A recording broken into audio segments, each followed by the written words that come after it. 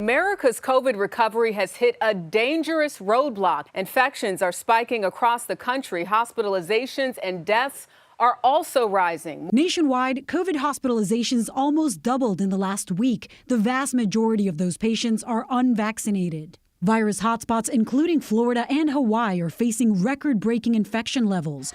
2 days after protesting against masks in Florida, more than 21,000 people tested positive for COVID-19. It's a single-day record for the Sunshine State, and on the same day, the governor said this. There will be no restrictions and no mandates in the state of Florida.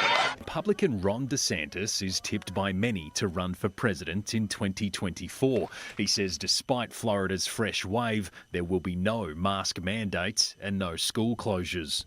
Floridians have been, are, and will remain free to choose what's best for themselves and their family. And that choice in Florida even extends to how kids and their families approach school. Governor DeSantis says he will cut the funding of any school that requires students to wear masks. Hello, everybody. I'm David Shuster, and thanks for joining us. Across the United States, most public schools will not allow children to attend unless they've had their vaccinations for tetanus, hepatitis B, measles, mumps, rubella, polio, and chickenpox. But protecting against COVID-19 is clearly different. Conservative Republicans think that wearing a mask goes too far and causes too much emotional damage. So with an eye on national politics and a desire to own the libs, Governor DeSantis is speaking about freedom and preventing mask mandates. Remarkable. The last time we checked, conservatives wanted to give more authority and freedom to local schools to set their own protocols, not have those schools beholden to state or federal politicians.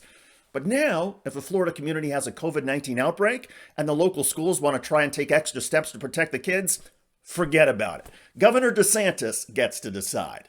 Mark my words, this is going to cause needless hospitalizations of children in Florida, and it's going to haunt DeSantis politically.